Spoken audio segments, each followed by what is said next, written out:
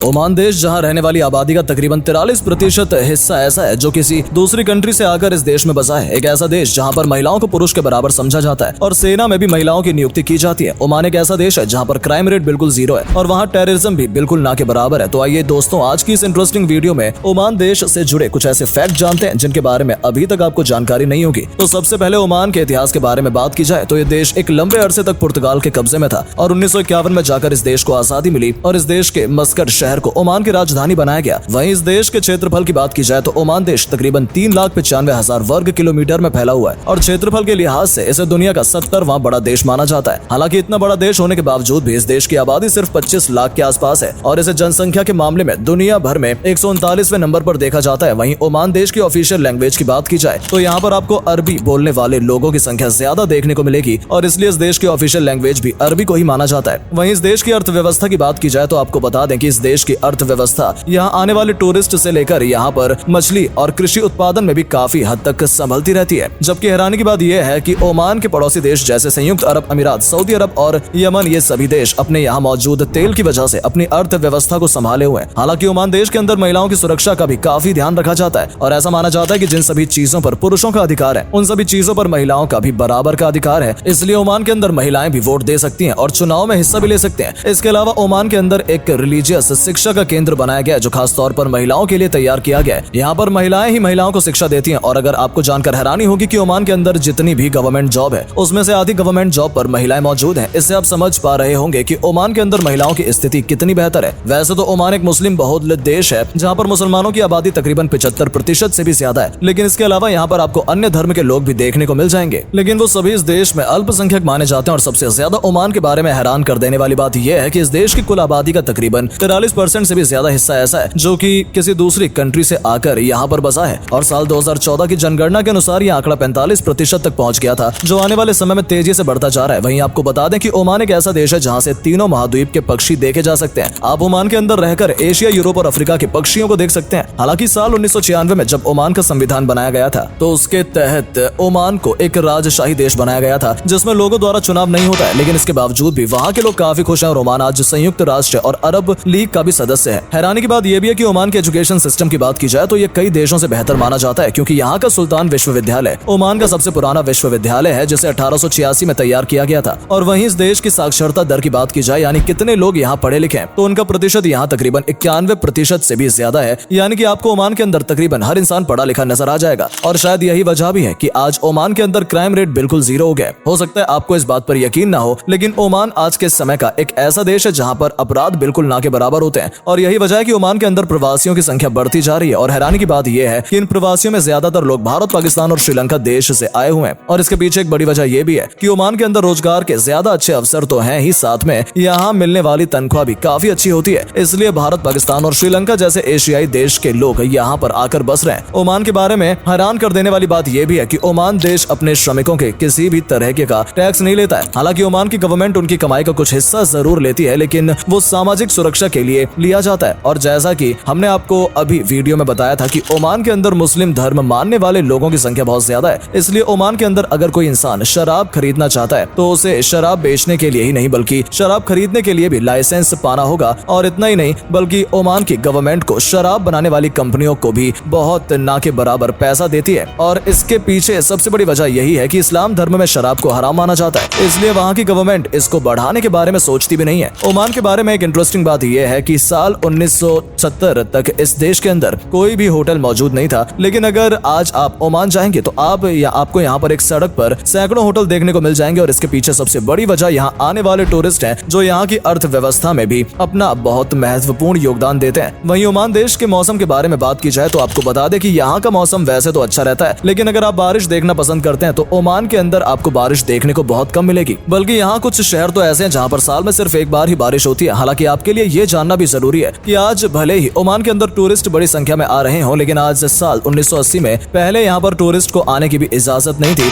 Oman के बारे में एक अजीब बात यह भी है कि यहाँ पर अपनी पॉलिटिकल पार्टी बनाना पूरी तरह से बैन है और ऐसा इसलिए है क्योंकि यहाँ पर राजशाही चलती है। हालांकि ओमान के लोगों के बारे में यह भी कहा जाता है कि यहाँ के लोग काम करने में ज्यादा दिलचस्पी नहीं दिखाते हैं और इस बात को आप इस तरह भी समझ सकते हैं। यहाँ पर काम करने वाली तकरीबन 70% आबादी ऐसी है जो कि किसी दूसरे देश से आई है और जहाँ दुनिया भर में ज्यादातर रविवार को छुट्टी मनाई जाती है। वहीं ओमान के अंदर गुरुवार और शुक्रवार को पूरे देश भर में छुट्टी रहती है और ओमान की अमीरी का अंदाजा आप इसी तरह से लगा सकते हैं कि ओमान के नेशनल बैंक का दरवाजा सोने से तैयार किया गया है, जो दिखने में भी काफी आकर्षक लगता है। जबकि ओमान देश की एक अजीब बात यह है कि यहाँ पर आपको हर महिला के तकरीबन 5 से 6 बच्चे जरूर देखने को मिल जाएंगे। यहाँ ज्यादातर घरों में एक बड़ी फैमिली पाई जाती है। हालांकि अगर आप ओमान घूमने फिरने के इरादे से जा रहे हैं तो आपको बता दें कि यहाँ का धूप बाजार बहुत ज्यादा मशहूर है, जहाँ सिर्फ ओमान के लोग ही नहीं बल्कि बाहर से आने वाले लोग भी जाना बहुत पसंद करते हैं, क्योंकि ओमान में टूरिस्ट आने की वजह से यहाँ बहुत से लोगों को रोजगार मिल जाता है। इसलिए यहाँ पर मेहमानों की बहुत ज्यादा इज्जत की जाती है। और तो और आप कभी ओमान जाएंगे तो ये आपके लिए एक अच्छा एक्सपीरियंस होगा। तो दोस्तों फिलहाल वीडियो में सिर्फ इतना ही। हम उम्मीद करते हैं इस वीडियो में बताई गई बातों के जरिए आप ओमान देश को थोड़ा करीब से जान पाए होंगे और आप ये समझ पाए होंगे कि आखिर ओमान की आबादी का तकरीबन आधा हिस्सा बाहर से आने वाले देश का लोगों का क्यों है। तो अगर वीडियो पसंद आई या वीडियो के जरिए कुछ भी जानने का मौका मिला तो इसे अपने दोस्तों के साथ भी जरूर शेयर करें ताकि उन तक भी ये जानकारी पहुंच सके। और अगर आप हमारी इस वीडियो को फेसबुक के जरिए देख रहे हैं तो हमारे फेसबुक पेज को भी जरूर फॉलो कर लें ताकि जब भी हम आपके लिए इस तरह की वीडियो लेकर आए तो वो आप तक तुरंत पहुंच सके। धन्यवाद।